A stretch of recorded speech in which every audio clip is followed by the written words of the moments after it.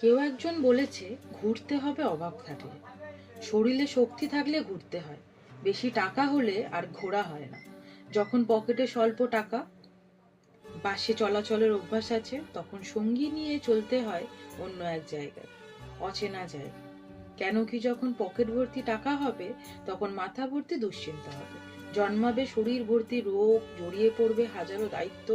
তখন জীবনে ছোট ছোট অনুভূতি মূল্য থাকে না, থাকে না কোনো আবেগ অনুভূতি।